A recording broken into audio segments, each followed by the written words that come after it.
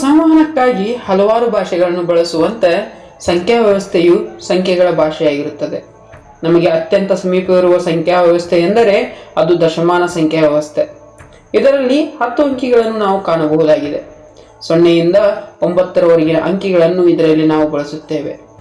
ಇದೇ ವ್ಯವಸ್ಥೆಯನ್ನು ಪ್ರತಿನಿತ್ಯ ಜೀವನದಲ್ಲಿ ನಾವು ಎಣಿಸಲು, ಅಳತೆ ಮಾಡಲು ಹಾಗೆ ಮುಂತಾದ ಕಾರ್ಯಗಳಿಗೆ ಬಳಸಲಾಗುತ್ತದೆ. ಒಂದು ಕ್ಷಣ ನೀವು ಬದುಕುತ್ತಿರುವಂತಹ ಪ್ರಪಂಚದಲ್ಲಿ ಎಲ್ಲಾ ಮನುಷ್ಯರಿಗೆ 2 ಬೆರಳುಗಳಿವೆ ಎಂದುಕೊಳ್ಳಿ. ಆಗ ನಮ್ಮ ಎಣಿಸುವ ರೀತಿ ಬದಲಾಗುತ್ತಿತ್ತು. ಆಗ ಬರುವ ಸಂಖ್ಯಾ ವ್ಯವಸ್ಥೆಯೇ ಬೈನರಿ ವ್ಯವಸ್ಥೆ. ಇದರಲ್ಲಿ ಕೇವಲ 2 ಅಂಕಿಗಳನ್ನು ಮಾತ್ರ ಬಳಸುತ್ತೇವೆ. ಅವುಗಳೆಂದರೆ 0 ಮತ್ತು 1. ಉದಾಹರಣೆ ಹೇಳಬೇಕಾದರೆ ಗಣಕಯಂತ್ರಗಳಲ್ಲಿ ಈ ವ್ಯವಸ್ಥೆಯನ್ನು ಬಳಸುತ್ತಾರೆ. ಏಕೆಂದರೆ ಎಲೆಕ್ಟ್ರಾನಿಕ್ ಸರ್ಕ್ಯೂಟ್ಗಳಿಗೆ 2 ಸ್ಥಿತಿಗಳಿರುತ್ತವೆ, ಒಂದು ಆನ್, ಇನ್ನೊಂದು ಆಫ್. ಮುಂದುವರೆದು ಆಕ್ಟಲ್ ವ್ಯವಸ್ಥೆ. ಇದರಲ್ಲಿ 8 ಅಂಕಿಗಳಿರುತ್ತವೆ ಮತ್ತು ಹೆಕ್ಸಾಡೆಸಿಮಲ್ ವ್ಯವಸ್ಥೆ. ಇದರಲ್ಲಿ 16 ಅಂಕಿಗಳು ಇರುತ್ತವೆ. ಈ ವ್ಯವಸ್ಥೆಯನ್ನು ಹೆಚ್ಚಾಗಿ ಪ್ರೋಗ್ರಾಮಿಂಗ್ಗಳಲ್ಲಿ, ಕಂಪ್ಯೂಟಿಂಗ್ಗಳಲ್ಲಿ ಬಳಸಲಾಗುತ್ತದೆ. ಏಕೆಂದರೆ ಇದರಲ್ಲಿ 16 ಅಂಕಿಗಳಿರುತ್ತವೆ. ಇವುಗಳನ್ನು ಎಲ್ಲಿ ಉಪಯೋಗಿಸಲಾಗುತ್ತದೆ ಮತ್ತು ಹೇಗೆ ಉಪಯೋಗಿಸಲಾಗುತ್ತದೆ ಎಂಬುದರ ಆಧಾರದ ಮೇಲೆ ಇವುಗಳಿಗೆ ತನ್ನದೇ ಆದ ಮಹತ್ವ ಇರುತ್ತದೆ. ಬನ್ನಿ, ಇಂತಹ ವಿವಿಧ ಸಂಖ್ಯೆಗಳ ವ್ಯವಸ್ಥೆಗಳ ಬಗೆಗೆ ಇಂದಿನ ತರಗತಿಯಲ್ಲಿ ತಿಳಿದುಕೊಳ್ಳೋಣ. ಭವಜ್ಞಾನಾಂತರಕ್ಕೆ ನಿಮಗೆ ಸ್ವಾಗತ. ನಾನು ಚಿದಾನಂದ್ ಮುಗುಳಿ. ಮೊದಲನೆಯದಾಗಿ ದಶಮಾನ ಸಂಖ್ಯಾ ಪದ್ಧತಿ. ಇದು ಮೂಲ 10ರ ಪದ್ಧತಿಯಾಗಿರುತ್ತದೆ. ಅಂದರೆ ಇಲ್ಲಿ 10 ಅಂಕಿಗಳು ಇರುತ್ತವೆ. ಇದೇ ಪದ್ಧತಿಯನ್ನು ನಾವು ಪ್ರತಿನಿತ್ಯ ಜೀವನದಲ್ಲಿ ಬಳಸುತ್ತೇವೆ. ಇದರಲ್ಲಿ ಉಪಯೋಗಿಸುವ ಅಂಕಿಗಳು 0ಯಿಂದ 9ರವರೆಗೆ ಆಗಿರುತ್ತವೆ. ಪ್ರತಿಯೊಂದು ಅಂಕಿಯ ಮೌಲ್ಯವು ಅದರ ಸ್ಥಾನದ ಮೇಲೆ ಆಧಾರವಾಗಿರುತ್ತದೆ. ಉದಾಹರಣೆಗೆ ನಾವು 365 ಗಮನಿಸಿದಾಗ 5 1ನೇ ಸ್ಥಾನದಲ್ಲಿ, 6 10ನೇ ಸ್ಥಾನದಲ್ಲಿ ಮತ್ತು 3 100ನೇ ಸ್ಥಾನದಲ್ಲಿ ಬರುವುದನ್ನು ನಾವು ಗಮನಿಸಬಹುದು. ಮುಂದುವರಿದು 2ನೇ ಸಂಖ್ಯಾ ಪದ್ಧತಿಯ ಹೇಳಬೇಕಾದರೆ ಬೈನರಿ ಪದ್ಧತಿ. ಈ ಪದ್ಧತಿಯಲ್ಲಿ ಮೂಲ 2ರ ಸಂಖ್ಯಾ ಪದ್ಧತಿಯಾಗಿದ್ದು ಇದನ್ನು ಡಿಜಿಟಲ್ ಎಲೆಕ್ಟ್ರಾನಿಕ್ಸ್ ಮತ್ತು ಕಂಪ್ಯೂಟರ್ ಸೈನ್ಸ್ನಲ್ಲಿ ಹೆಚ್ಚಾಗಿ ಬಳಸಲಾಗುತ್ತದೆ.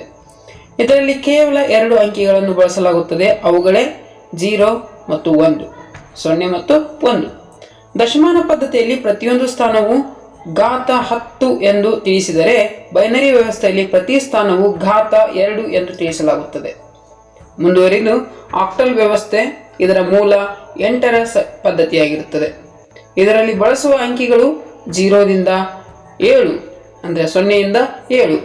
ಈ ಪದ್ಧತಿಯನ್ನು ಕಂಪ್ಯೂಟಿಂಗ್ ಮಾಡಲು ಮೊದಲು ಬಳಸುತ್ತಿದ್ದರು, ಆದರೆ ಈಗಿನ ದಿನಗಳಲ್ಲಿ ಈ ಪದ್ಧತಿಯನ್ನು ಬಳಸುವುದು ಕಡಿಮೆಯಾಗಿರುತ್ತದೆ. ಮುಂದುವರಿದು ಹೆಕ್ಸಾಡೆಸಿಮಲ್ ಪದ್ಧತಿ ಅಥವಾ ಹೆಕ್ಸಾಡೆಸಿಮಲ್ ವ್ಯವಸ್ಥೆ. ಇದರ ಮೂಲ 16 ಸಂಖ್ಯಾ ಪದ್ಧತಿಯಾಗಿರುತ್ತದೆ. ಇದರಲ್ಲಿ 10ರವರೆಗೆ ಅಂಕಿಗಳನ್ನು 0ಯಿಂದ 9ರವರೆಗೆ ಮತ್ತು 10ರಿಂದ 16ರವರೆಗೆ ಅಂಕಿಗಳನ್ನು ಎ ಎಫ್ ಗಳನ್ನು ಬಳಸಲಾಗುತ್ತದೆ. ಈ ವ್ಯವಸ್ಥೆಯನ್ನು ಕಂಪ್ಯೂಟರ್ ಪ್ರೋಗ್ರಾಂನಲ್ಲಿ ಬಳಸುತ್ತಾರೆ. ಹೀಗೆ ಹಲವಾರು ಪದ್ಧತಿಗಳನ್ನು ಹಲವಾರು ಕ್ಷೇತ್ರಗಳಲ್ಲಿ ಬಳಸಲಾಗುತ್ತದೆ ಮತ್ತು ನಾವು ಪ್ರತಿನಿತ್ಯ ಜೀವನದಲ್ಲಿ ಬಳಸುವ ಸಂಖ್ಯೆಯ ಪದ್ಧತಿಯು ದಶಮಾನ ಪದ್ಧತಿಯಾಗಿರುತ್ತದೆ. ಬನ್ನಿ ಸ್ನೇಹಿತರೆ, ಎಲ್ಲ ಪದ್ಧತಿಗಳ ಪ್ರಮುಖ ನಿಯಮಗಳ ಬಗ್ಗೆ ಸ್ವಲ್ಪ ತಿಳಿದುಕೊಳ್ಳೋಣ. ಮೊದಲನೇ ನಿಯಮ, ಎಲ್ಲ ಪದ್ಧತಿಗಳಲ್ಲಿ ಅಂಕಿಗಳನ್ನು ನಾವು ಕಾಣಬಹುದಾಗಿದೆ.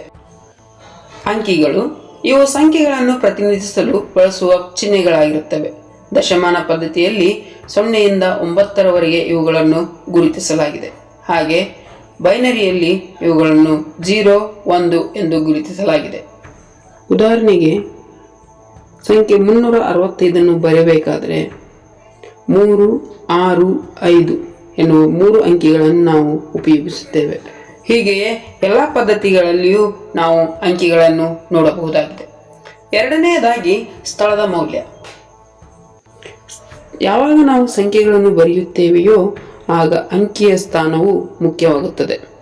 ಸ್ಥಳದ ಮೌಲ್ಯ ಅಂಕಿಯನ್ನು ಬಳಸುವ ಸ್ಥಳದ ಆಧಾರದ ಮೇಲೆ ಮೌಲ್ಯವನ್ನು ತಿಳಿಸುತ್ತದೆ.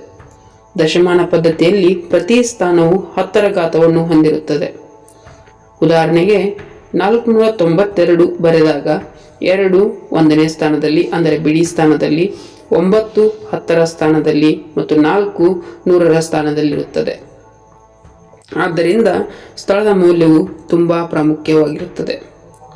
ಮೂರನೆಯದಾಗಿ ಮೂಲ ಅಥವಾ ಇದಕ್ಕೆ ರಾಡಿಕ್ಸ್ ಎಂದು ಕರೆಯಲಾಗುತ್ತದೆ. ಯಾವ ಪದ್ಧತಿಯಲ್ಲಿ ಎಷ್ಟು ಅಂಕಿಗಳನ್ನು ಬಳಸುತ್ತೇವೆಯೋ ಆ ಪದ್ಧತಿಯಲ್ಲಿ ಆ ಪದ್ಧತಿಯ ಮೂಲ ಅಷ್ಟು ಅಂಕಿಯದಾಗಿರುತ್ತದೆ. ಉದಾಹರಣೆಗೆ ದಶಮಾನ ಪದ್ಧತಿಯಲ್ಲಿ 10 ಅಂಕಿಗಳನ್ನು ನಾವು ಬಳಸುತ್ತೇವೆ, 0ಯಿಂದ 9.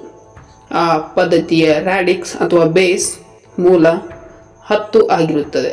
ಹಾಗೆ ಬೈನರಿಯಲ್ಲಿ 2 ಅಂಕಿಗಳನ್ನು ಬಳಸುತ್ತೇವೆ, ಆಕ್ಟಲ್ನಲ್ಲಿ 8 ಅಂಕಿಗಳನ್ನು ಬಳಸುತ್ತೇವೆ ಮತ್ತು ಹೆಕ್ಸಾಡೆಸಿಮಲ್ನಲ್ಲಿ 16 ಅಂಕಿಗಳನ್ನು ನಾವು ಬಳಸುತ್ತೇವೆ. ಪ್ರೀತಿಯ ಸ್ನೇಹಿತರೆ, ಮುಂದಿನ ತರಗತಿಯಲ್ಲಿ ನಾವು ಒಂದೊಂದೇ ಸಂಖ್ಯಾ ಪದ್ಧತಿಗಳ ಬಗ್ಗೆ ಆಳವಾಗಿ ಅಭ್ಯಸಿಸೋಣ. ನಿಮ್ಮ ಯಶಸ್ಸೇ ನಮ್ಮ ಧ್ಯೇಯವಾಗಿದೆ. ಭವಜ್ಞಾನಾಂತರಕ್ಕೆ ನಿಮಗೆ ಸ್ವಾಗತ. ಇಲ್ಲಿ ಕಲಿಕೆಯು ಸಾಹಸವಾಗಿದೆ. ಧನ್ಯವಾದಗಳು.